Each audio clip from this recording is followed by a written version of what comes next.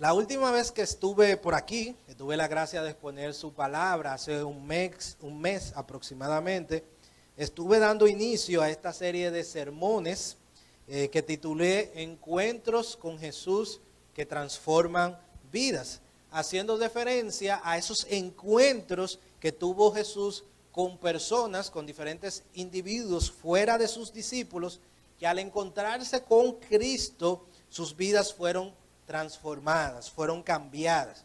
Eso es un patrón que vemos en los evangelios. En estos encuentros se nos revela mucho de Cristo y también se nos da muchas enseñanzas y verdades centrales e importantes sobre Dios y sobre la vida nuestra en sentido general. Pero también creo que Dios permitió estos relatos y permitió que nos llegaran para que nosotros podamos identificarnos con ellos. Son personas como tú y como yo, pasando situaciones como tú y como yo muchas veces pasamos y que nos permiten pues identificarnos, como ya dije, y que esos encuentros con Cristo nos permiten ver enseñanzas, nos permiten tener esperanzas y nos permite aprender principios que podemos imitar o evitar en muchos casos. La vez pasada estuvimos viendo en Juan capítulo 3 el encuentro que tuvo Jesús con Nicodemo, el cual transformó la vida de Nicodemo, de tal forma que cuando Jesús fue muerto en la cruz, allí aparece Nicodemo. En ese pasaje nosotros aprendimos esta gran y profunda verdad sobre lo que es necesario para ir al reino de los cielos, y es nacer de nuevo, el milagro del nuevo nacimiento. En el día de hoy me gustaría que podamos ver otro encuentro de Cristo, justamente aquí en el libro de Juan, este que acabamos de leer en el capítulo 4, que también es muy conocido. Es un encuentro sobre el cual se ha escrito, estudiado, enseñado y predicado mucho. Es el encuentro de Cristo, de Jesús, con la mujer samaritana. Aunque ciertamente hay muchas verdades, muchos principios que podemos extraer, vamos a resaltar las principales. Y dividiremos el texto de la siguiente manera. Los versículos 1 hasta el 6 vamos a estar viendo el preámbulo del encuentro. Es decir, lo que el pasaje nos dice sobre lo que sucedió antes del encuentro de Jesús y la mujer samaritana. En los versículos 7 al 26 vamos a estar viendo el encuentro como tal, el desarrollo del encuentro, donde veremos la narración de lo que sucede entre Cristo y esta mujer y las enseñanzas y principios que nos dejan. Y finalmente, de los versos 27 hasta el 42, los resultados del encuentro. Vamos a estar viendo el impacto que tuvo en la vida de la mujer el encuentro que tuvo con Cristo. Para serles sincero, yo vine en esta mañana con todo el ánimo de exponer todo el texto. Obviamente no lo íbamos a hacer, por lo menos no completo, expositivamente, verso por verso, pero esta mañana el tiempo no nos dio. Y tampoco voy a ser injusto con ustedes. No vamos a predicar más de lo que predicamos esta mañana. Así que todavía es de mañana, que predicamos a primera hora. Lo que vamos a hacer es llegar hasta donde llegamos justamente en el sermón del primer servicio para no adelantar. Entonces, lo que vamos a estar viendo es los versículos 1, el primer punto, el preámbulo del encuentro, versículos 1 al 6, y vamos a estar viendo los versículos, parte del segundo punto, que es el desarrollo del encuentro, aproximadamente hasta el versículo 16, aproximadamente, exactamente, al versículo 18.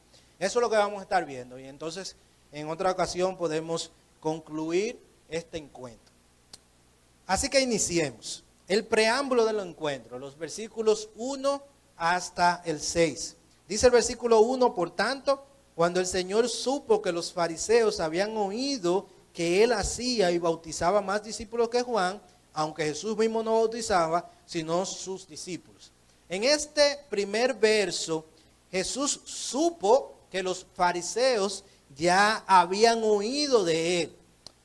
Hacía, por tanto, que Cristo, lo que nos quiere decir es que Cristo estaba comenzando a ser conocido y su fama se extendía ya que estamos en el principio de su ministerio. Estamos en los primeros meses de su ministerio público. Hasta aquí hasta el capítulo 4, el único milagro registrado de Cristo es el de las bodas de Caná en el capítulo 2. Aunque ya Cristo había hecho otras señales, pero esas señales no se registraron. Simplemente en el versículo 23 se nos dice, Juan capítulo 2, versículo 23, se nos dice que muchos creyeron en su nombre viendo las señales que hacía. Es decir, que Cristo había hecho otras señales, sin embargo, la que se nos registra es la boda de Caná, que es conocida como el primer milagro de Cristo. Después de esto, Jesús se traslada de Galilea, donde se produjo dichas bodas, hasta Judea, donde se estaba celebrando la Pascua, y donde al Jesús entrar en el templo, él ve el negocio que había, los mercaderes allí, y conocemos esa historia donde Jesús comienza a voltear las mesas y a sacar a aquellos que estaban negociando allí. Además de eso, entonces comienza a enseñar y muchos entonces comienzan a creer en el nombre de Cristo. Esto, al parecer, causó que los fariseos comenzaran a poner el ojo en Cristo. Muy probablemente, recuerden que Juan el Bautista, que fue el que precedió a Cristo, anunció su venida. En este capítulo 4, probablemente, casi con seguridad, ya él había sido apresado por Herodes. Y posiblemente los fariseos habían pensado que ya tenían un problema menos, porque tenían a Juan el Bautista encarcelado. Sin embargo, comenzaron a escuchar de este tal Jesús, que no solamente era un gran maestro, sino que tenía aún más seguidores y bautizaba aún más, y como nos dice el pasaje, no él, sino sus discípulos, que Juan el Bautista. Y la pregunta que surge es entonces en este primer versículo, ¿cómo supo Jesús que los fariseos ya habían sabido de él? ¿Cómo le llega esta información a Cristo? Bueno, hay quienes creen, en primer lugar, que como Jesús tenía ya varios discípulos, no necesariamente los 12, recuerden que Jesús tenía más discípulos que le seguían, varios de esos discípulos, algunos de esos discípulos eran discípulos de Juan el Bautista y probablemente le hicieron llegar una especie de informe a Cristo, dándole a saber que ya los fariseos, ¿verdad?, le tenían pendiente, le tenían el ojo echado, como decimos en buen dominicano. Sin embargo, personalmente, yo no me inclino por esta interpretación, sino que cuando leemos Juan capítulo 2, versículo 25, se nos dice que Jesús no tenía necesidad de que nadie le diera testimonio del hombre, porque él conocía lo que había en el interior del hombre. Recuerden que cuando hablábamos de Nicodemo, mencionábamos este versículo como el punto de partida para los capítulos 3 y 4 y aún más allá, porque son ejemplos, son historias que ejemplifican precisamente que Jesús conocía el corazón del hombre. Nicodemo, cuando se acerca a Jesús, Jesús no deja ni siquiera que él le pregunte. Él va directo al grano y le dice, ¿tú quieres saber cómo es que se va al cielo? ¿Cómo es que se va a heredar el reino de los cielos? Al igual que pasó con Nicodemo, vemos aquí que ya Jesús, que es Dios y que sabe todas las cosas, que es omnisciente, ya él conocía el momento justo desde que el primer fariseo se enteró de él. Él lo supo. Nadie tuvo que darle informe ni decirle nada, pero al final pueden tener toda la seguridad, hermanos, que si a Jesús le dieron un informe, porque aquí lo que estamos es simplemente, ¿verdad?, tratando de interpretar, estamos haciendo una conjetura, pero si le dieron el informe, ya Jesús sabía, ya Jesús estaba enterado, puesto que Él es Dios y Él lo sabía. Al enterarse Jesús, tomó la decisión, se nos dice el versículo 3, de salir de Judea y se fue otra vez para Galilea. Como sabemos, y como mencioné en el capítulo 2, se producen las bodas de Caná que están en Galilea. En Galilea. Y él estaba allá, y para ir a celebrar la Pascua, que ahí es que saca a todos los comerciantes del templo, eso se produce en Judea. Es decir, Jerusalén, que estaba en Judea, Jesús se había trasladado de Galilea a Judea. Y él estaba en Judea en ese momento. Cuando él se entera que los fariseos ya saben de él, cuando él lo conoce, entonces él decide salir hacia Galilea por el hecho de que todavía no era su momento. Todavía no era el momento. Aunque el pasaje no lo dice de forma explícita, nosotros tenemos el testimonio del resto de los evangelios y del mismo Cristo cuando él dice varias veces que todavía no había llegado su hora. Así que casi con toda seguridad Jesús quería evitar conflictos prematuros, así que él decide ir a Galilea para continuar allí su ministerio. Este no era el momento todavía para enfrentarse a los fariseos. Y el versículo 4 entonces se nos dice que él tenía que pasar por Samaria. Una frase que llama la atención. Él tenía que pasar. Él tenía.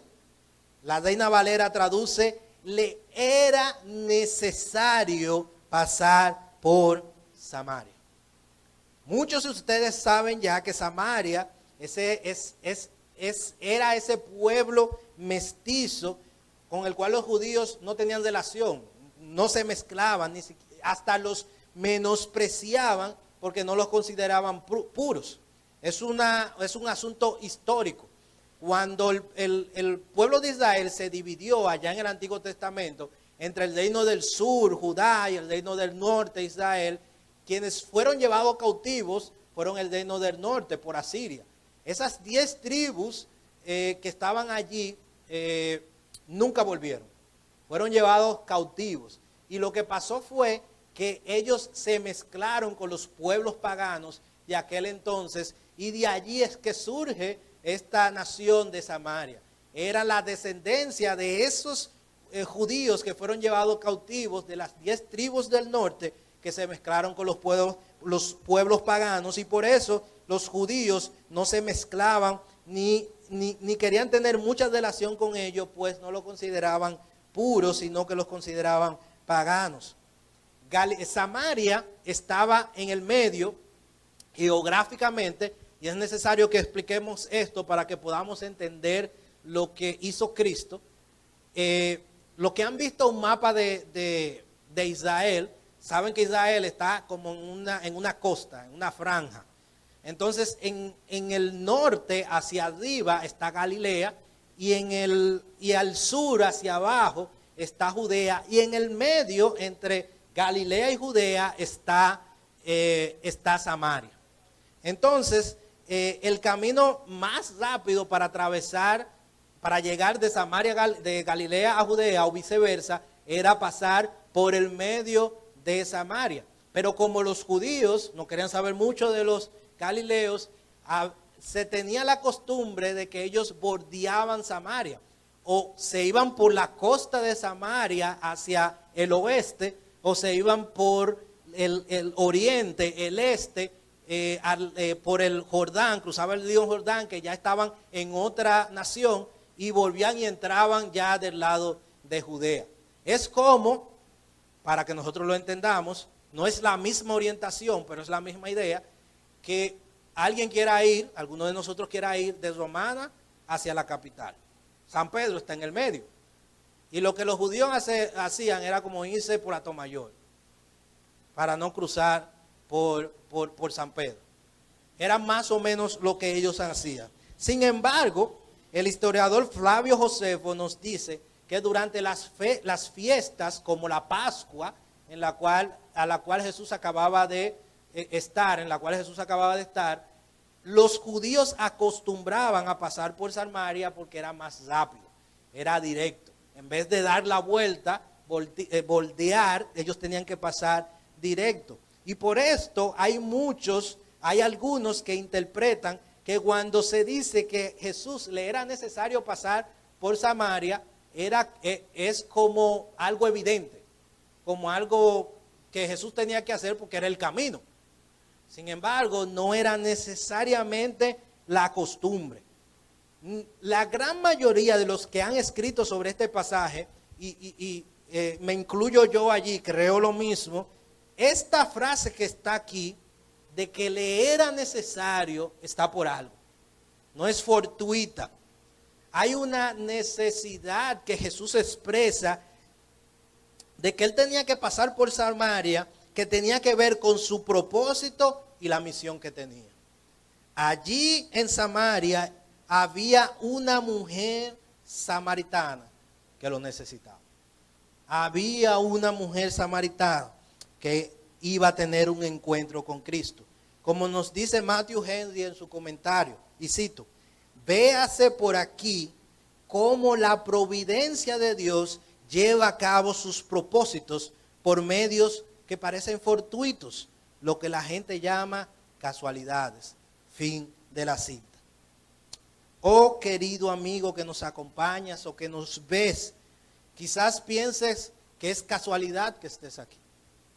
Quizás piensas que es el azar o que aún tú mismo lo decidiste o que nos estás escuchando o viendo.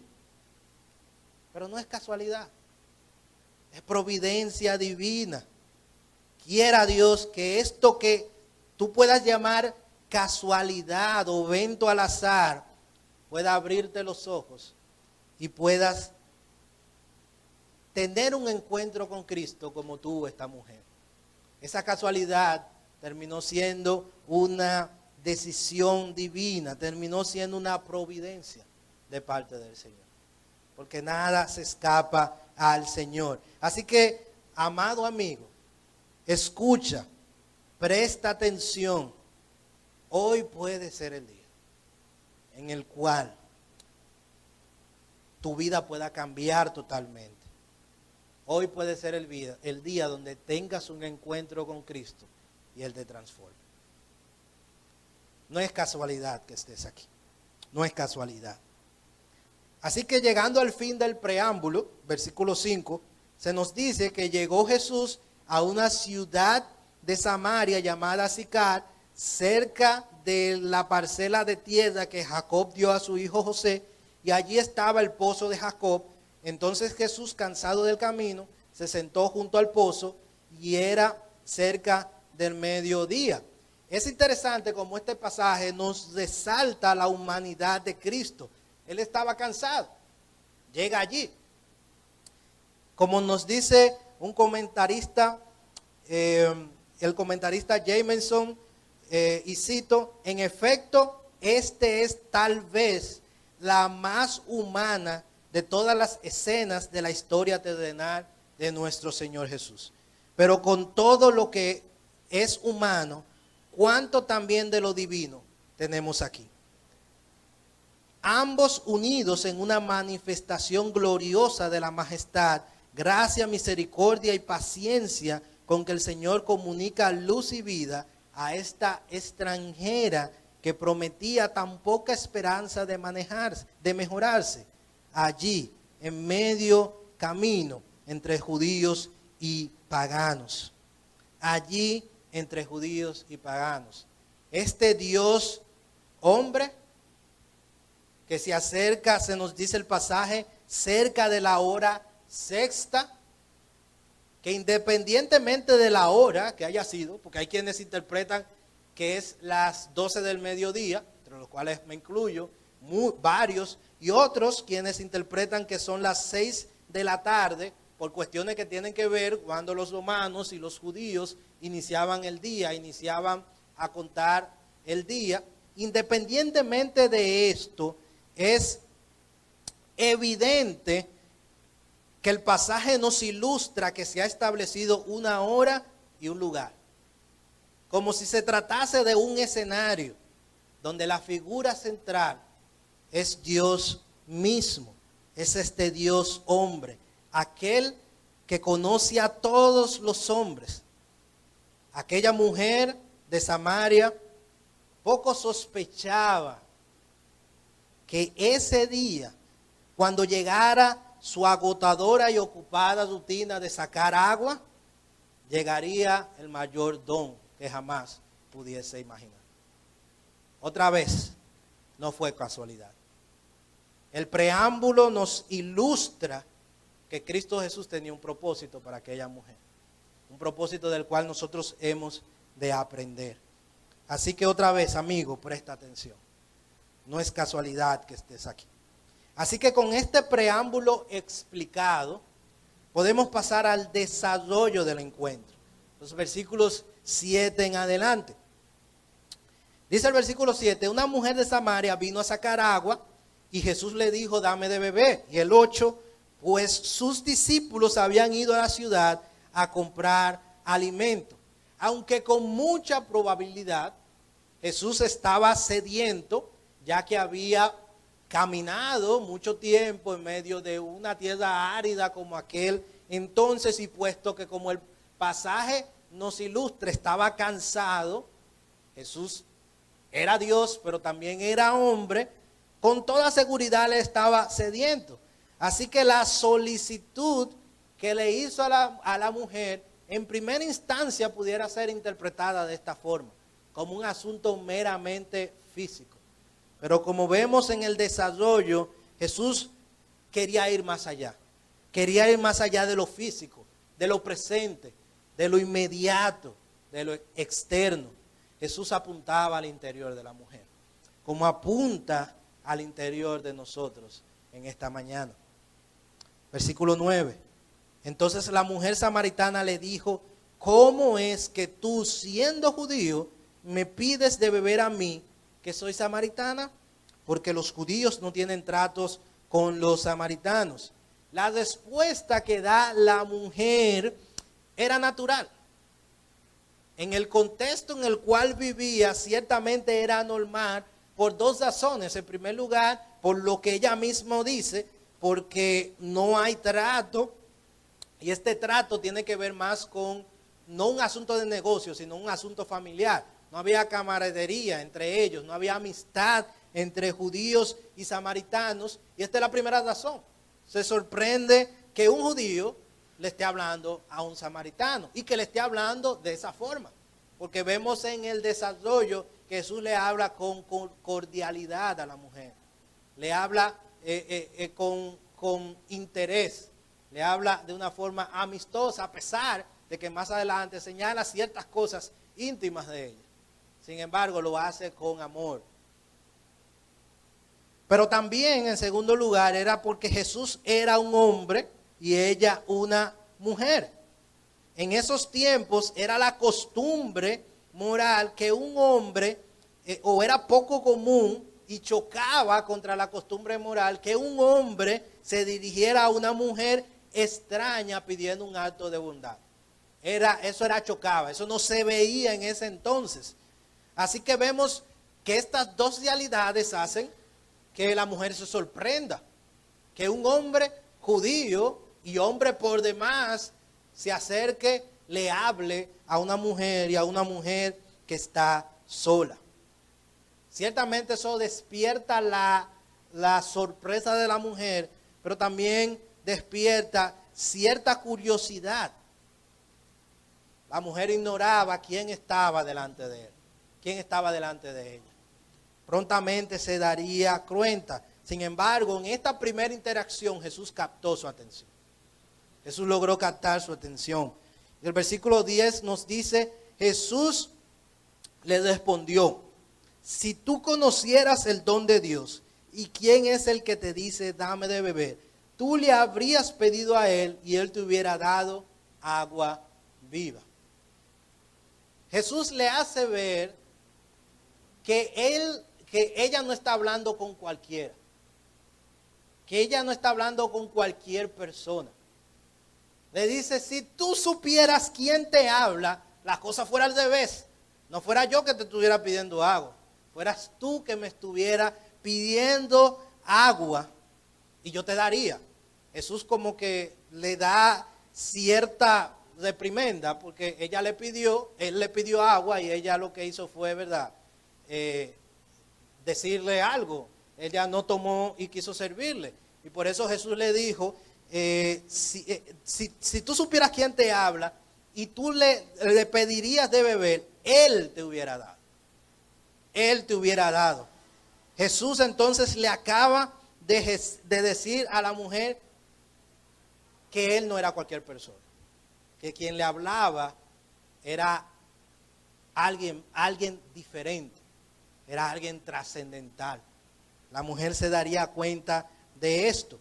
Ante esta respuesta de Jesús en el versículo 11, la mujer le dice, Señor, no tienes con qué sacarla y el pozo es hondo. ¿De dónde pues tienes agua viva? Y aquí hay que explicar algo del contexto histórico. De hecho, para entender mucho de este pasaje, hay que entender mucho de las costumbres y de las cosas que estaban pasando en ese momento.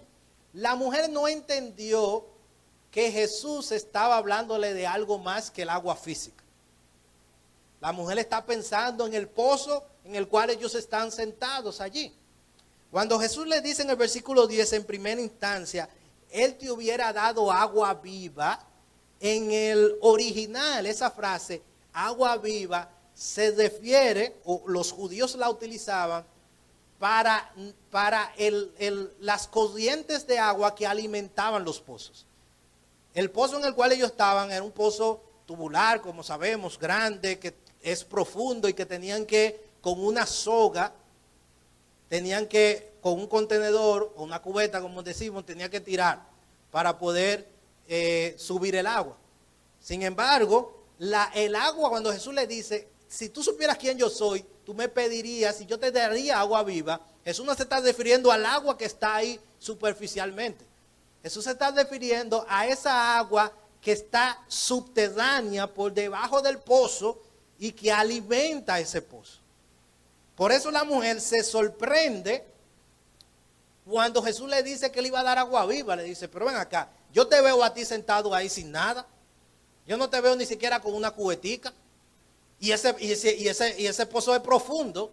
Ese pozo tú no lo vas a poder decir que solamente tirar el agua. Tú necesitas hasta una soga. Y yo no te veo con nada. Te veo sin nada. Por eso la mujer entonces se queda como sorprendida. Ese pozo todavía hoy existe. Todavía hoy existe. Y tiene se ha medido y tiene aproximadamente algunos 30 metros. Eso es un edificio de 8 a 10 pisos aproximadamente. Era algo realmente profundo. Así que la mujer no entiende cuando Jesús le dice agua viva. Le dice, ¿de dónde? Si tú no tienes nada, vas a sacar esta agua viva. Esta agua que provee el pozo que ha estado aquí por generaciones.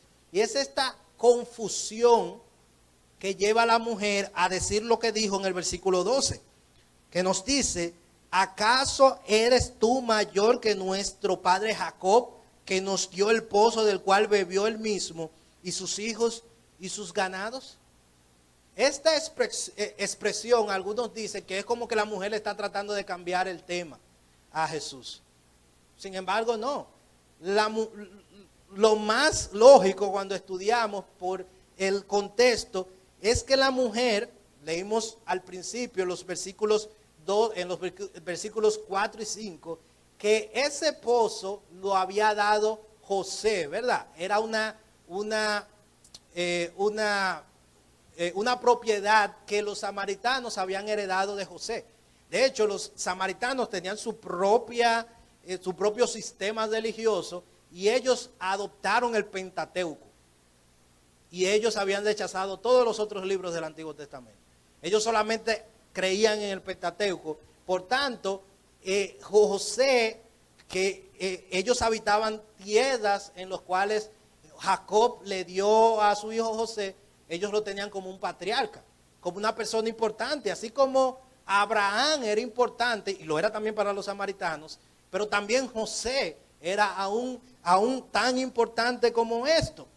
Y por eso esta expresión lo que deja ver es que la mujer quiere saber quién es este que habla de esta manera. En otras palabras, lo que la mujer quiso decirle fue: ¿quieres decir que puedes darme una mejor agua y más abundante que un pozo que abasteció a patriarca Jacob y a todos los que nos odiaban? Es decir, lo que la mujer le está diciendo a Jesús es: ¿tú quieres decir que tú me puedes dar, tú puedes llegar a esa agua y me puedes dar hasta una mejor agua que esta que nosotros heredamos de nuestro padre Jacob? ¿Pretendes, le quiso decir ella, conocer un pozo mejor?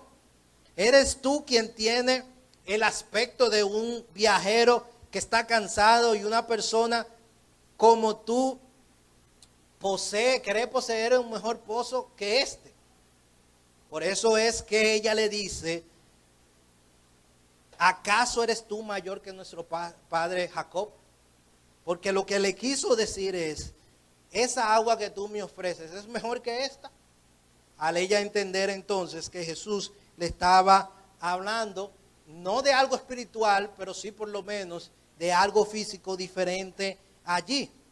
A lo que Jesús les responde en los versículos 13 y 14. Jesús les respondió: todo el que beba de esta agua volverá a tener sed. Pero el que beba del agua que yo le daré no tendrá sed jamás, sino que el agua que yo le daré se convertirá en él en una fuente de agua que brota para vida eterna. Y aquí, amados, es la gran enseñanza de lo que Cristo Jesús quiere hacerle ver a esta mujer. Jesús utiliza esta metáfora, o sigue utilizando la metáfora del agua, pero esta vez la contrasta.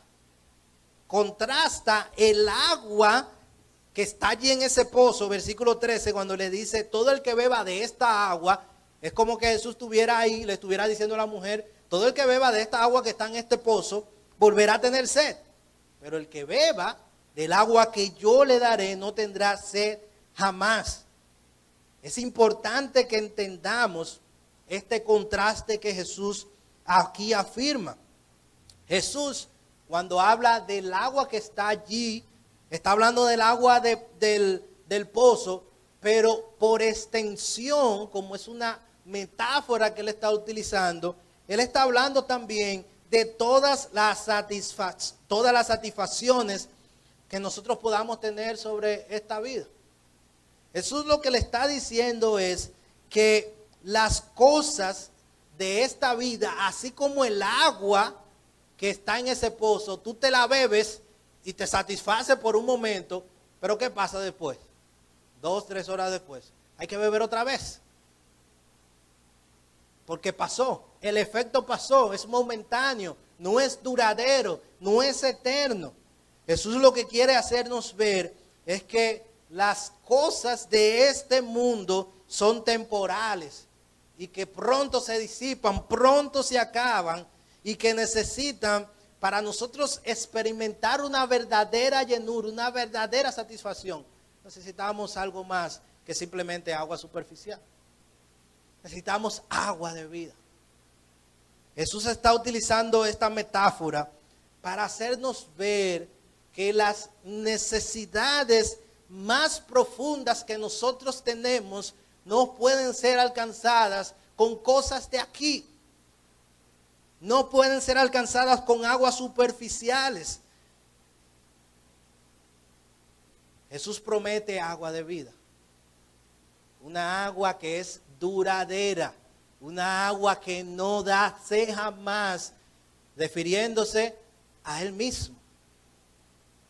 Mire lo que Él dice en Juan capítulo 7, versículos 37 al 39. Juan capítulo 7, versículos 7 al 39.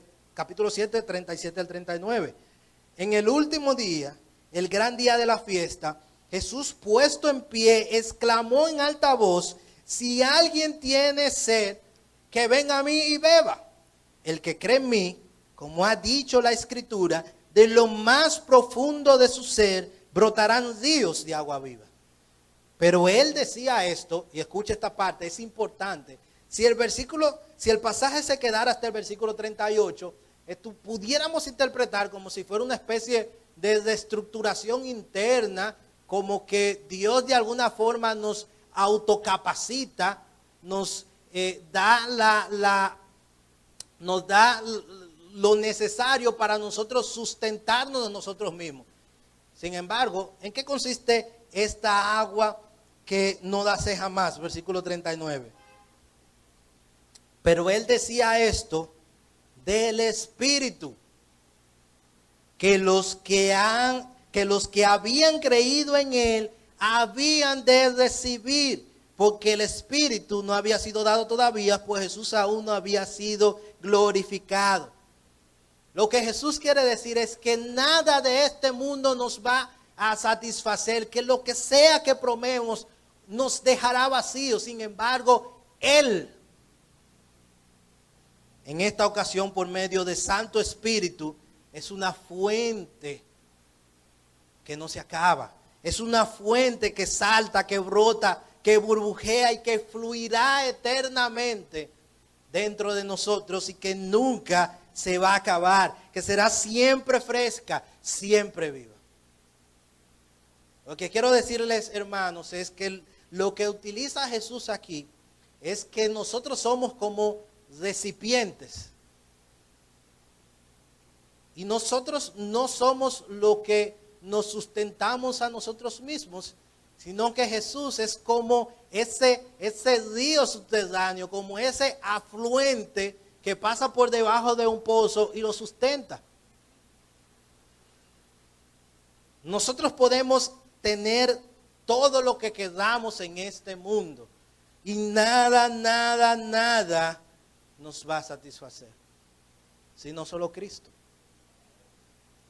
Lo que Jesús nos quiere decir y lo que le quiso decir a la mujer samaritana y lo que te quiere decir a ti, amigo, es que no hay nada en este mundo que pueda satisfacernos. Nada en este mundo puede satisfacernos. Ciertamente pueden darnos ratos de felicidad, pueden darnos momentos de plenitud, pero se van. No son duraderas, se acaban. Así como el agua física, cuando la bebemos, nos satisface en ese momento, pero tenemos que volver a beber después. Así es todo lo que ofrece este mundo. Así es todo lo que podamos conseguir debajo del sol. No nos va a llenar, no nos va a satisfacer. Nada.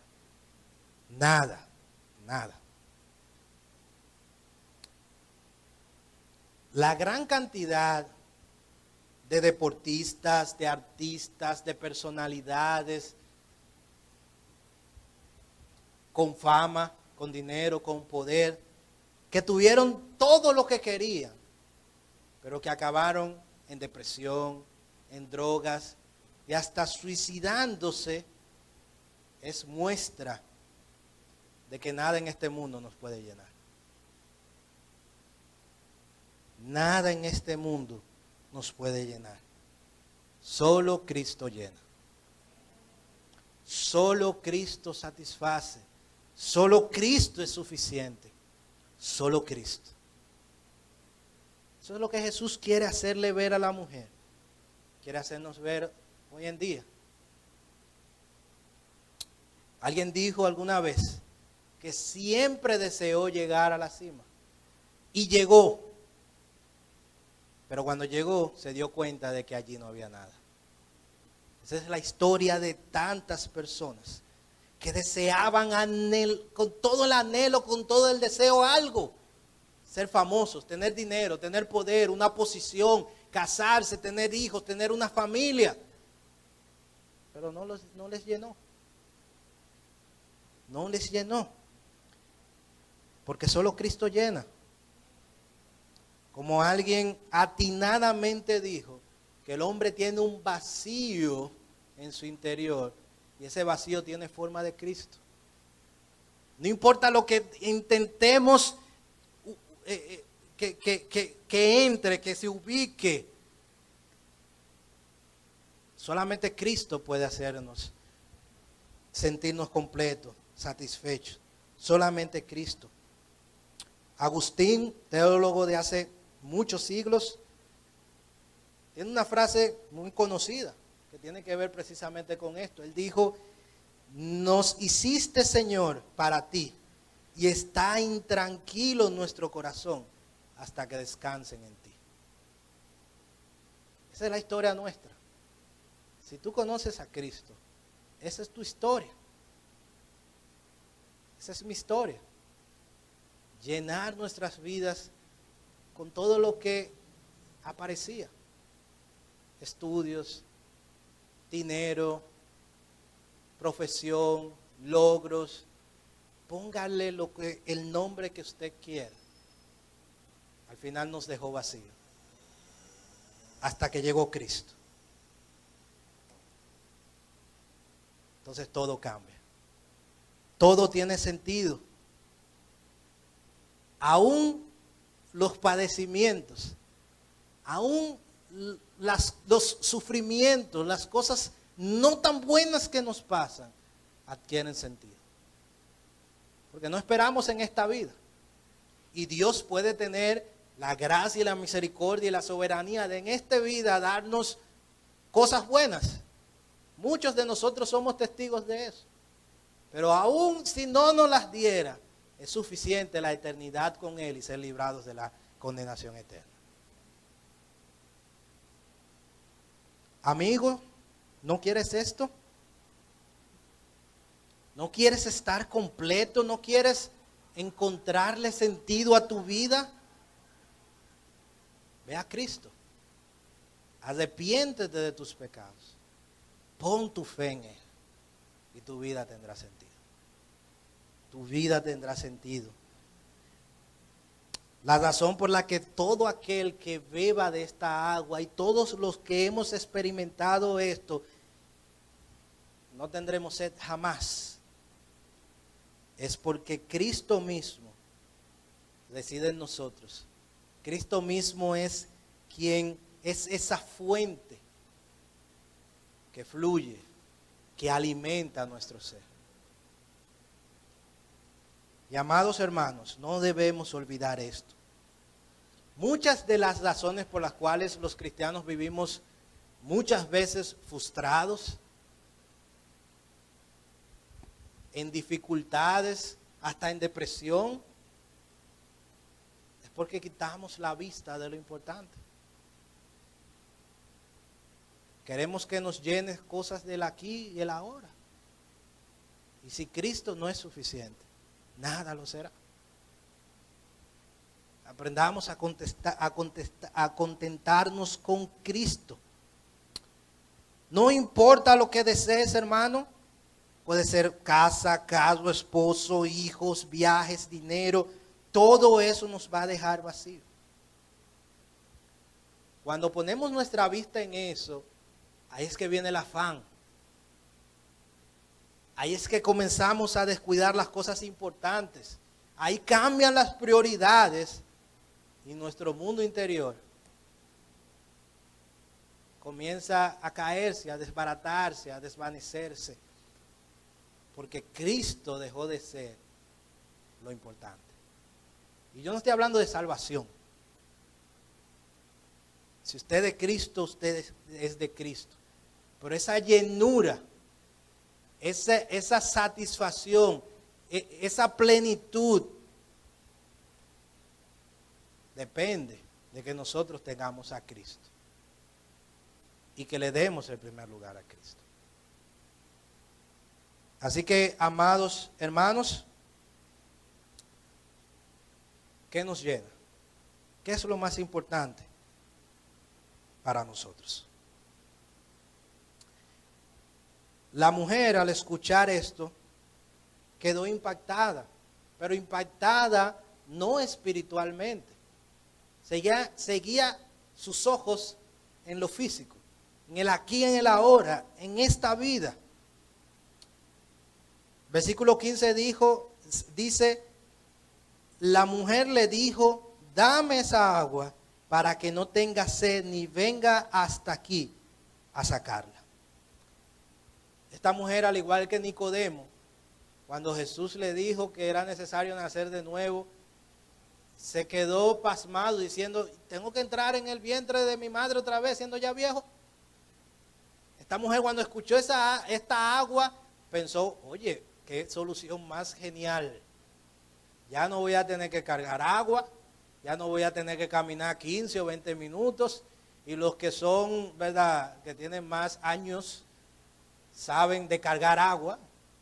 Aquí, ¿verdad?, que tenían que ir varias cuadras con una cubeta, porque eso era el trabajo de los muchachos. Sí, porque yo he escuchado muchas historias de mis tíos. Gracias a Dios que no me tocó esa etapa. Y esta mujer pensó, de esto me libro. Sin embargo, ella no se había percatado del indicio de Cristo. Cristo le había dicho que esta agua le iba a brotar para vida eterna. Ella no escuchó esa parte. Vida eterna. Ella solamente pensó, no tendrá sed jamás. Porque sus ojos estaban en lo terrenal. Porque sus ojos estaban aquí y ahora. Por lo que Cristo, para despertar su adormecida conciencia, abre sus ojos con esta petición. Le dice en los versículos 16 al 18, ve, llama a tu marido y ven acá. Dice ella, no tengo marido. Y Jesús le dijo, bien has dicho, no tengo marido, porque 5 maridos has tenido y el que ahora tiene no es tu marido. En eso has dicho la verdad. La mujer no era fácil. La mujer no tenía una vida moral muy aplaudida. Y Jesús precisamente señala esto. El ofrecimiento que Jesús le da sobre el agua de vida es una parte de la moneda. ¿Saben cuál es la otra parte de la moneda? Señalar su pecado. Jesús señala su pecado. Si Jesús está presentándole el evangelio a esta mujer, y si el evangelio es un mensaje de buenas nuevas, es porque hay malas nuevas. Hay malas noticias. Precisamente esas buenas noticias del evangelio es la solución a esa mala noticia que está implícita. ¿Y saben cuál es? Que todos somos pecadores.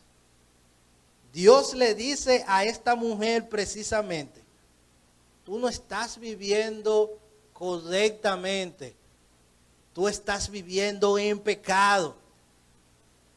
Jesús ha escudriñado su corazón y le ha encontrado falta, le ha encontrado pecadora, tal y como nos encontró a todos nosotros, tal y como nos encuentra a todos nosotros. Todos somos pecadores. No caigamos en el error, amados hermanos, de presentar el evangelio como buenas nuevas solamente. Como cosas que solamente son bendiciones, son prosperidad, son cosas que te van a bendecir aquí y ahora. Yo escuchaba a un artista cristiano ayer, precisamente ayer en la noche. No recuerdo exactamente sus palabras, traté de buscarlo, pero no me dio el tiempo. Pero él decía que él estaba citando a Caín y Abel, recuerdo. Y él decía que Caín mató a Abel porque no soportó la bendición de Abel. Dios aceptó la ofrenda de Abel y lo bendijo y él no soportó eso y lo mató. Y su aplicación fue que así como Caín no soportó la bendición de Abel, así hay muchos que no soportan la bendición tuya. Dios te ha bendecido y tú debes darle para adelante. Y yo abrí y dije, eso no es el evangelio. La mayor bendición que podemos tener es Cristo. Pero esa bendición parte, ¿saben de qué? De que todos somos pecadores. No hay un justo ni aun uno. No hay quien entienda, no hay quien busque a Dios. Y como nosotros no podíamos, como vimos con Nicodemo, Cristo tuvo que hacer un milagro en nosotros. Abrir nuestros ojos y nosotros entonces, eso que dé como consecuencia fe y arrepentimiento.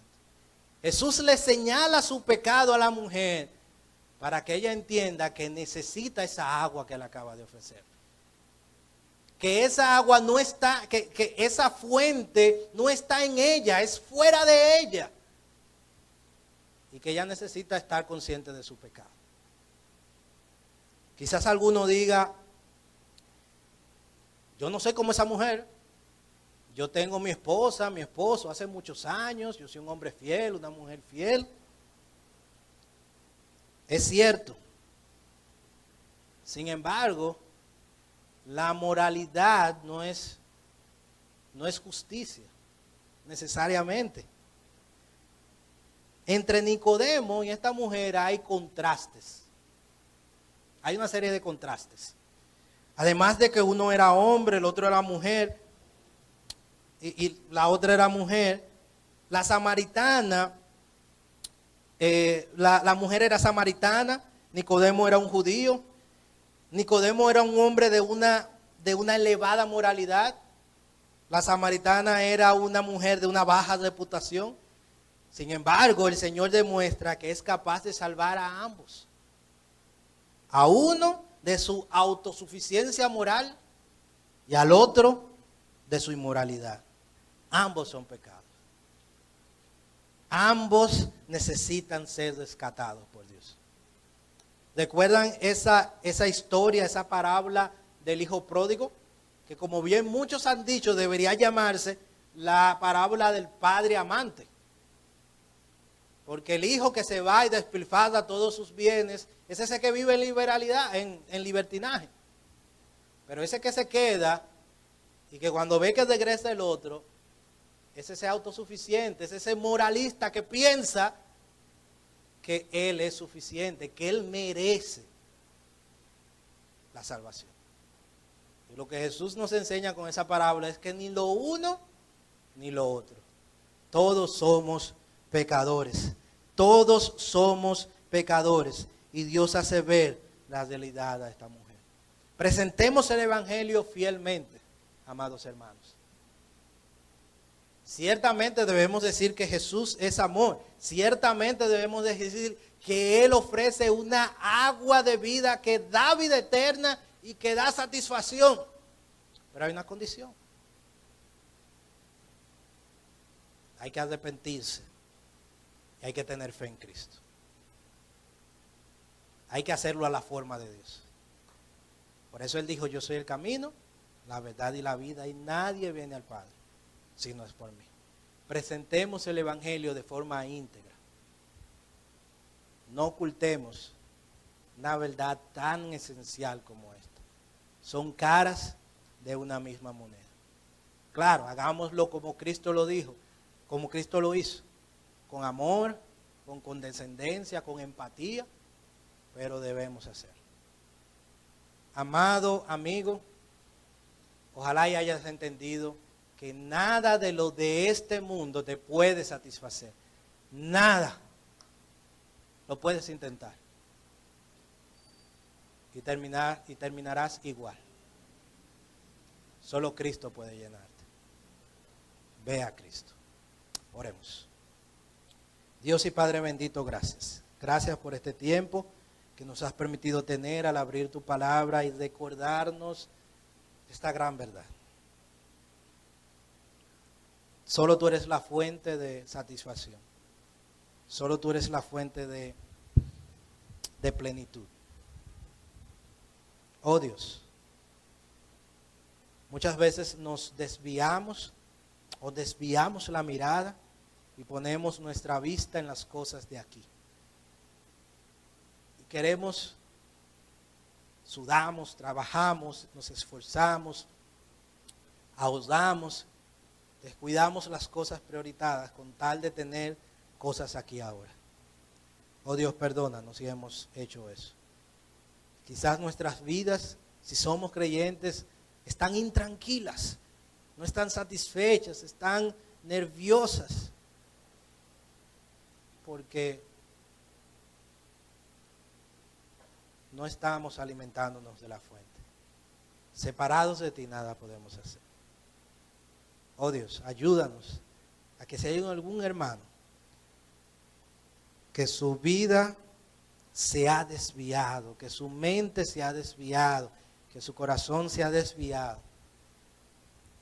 y está siguiendo las cosas de este mundo, los valores de este mundo, hazle entender aquí ahora, por medio de tu palabra.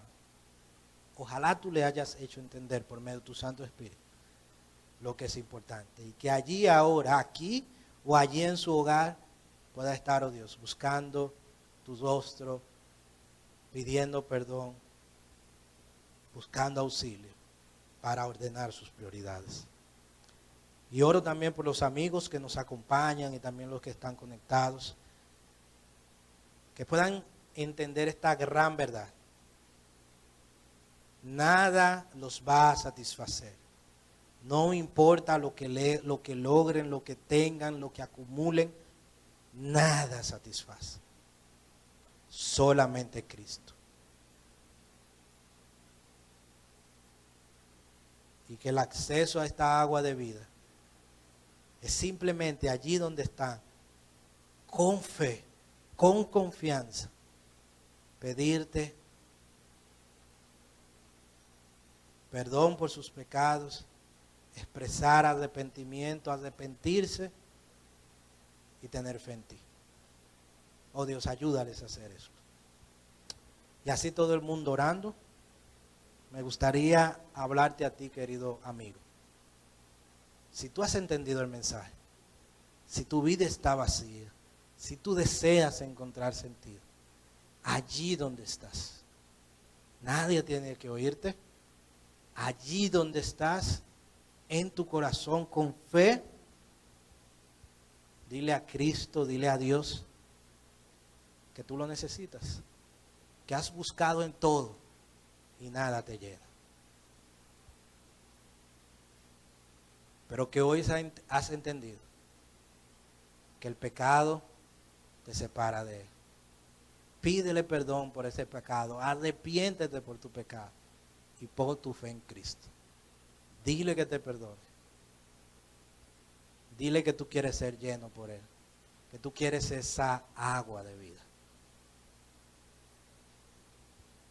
No tiene que ser palabras elaboradas, con tus propias palabras.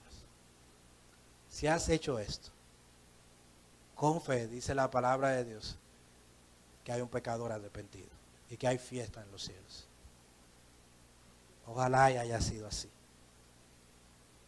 No te vayas de aquí. Si hiciste esa oración sin comunicarte conmigo, con el pastor Richie, con quien te invitó, o si deseas ahora, puedes levantar tu mano para orar por ti. ¿Alguien? ¿Alguien quiere que oremos? Dios y Padre bendito, gracias. Gracias por este tiempo.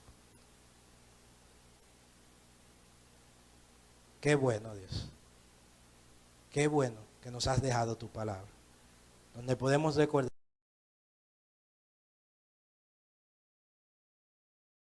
que nos satisface.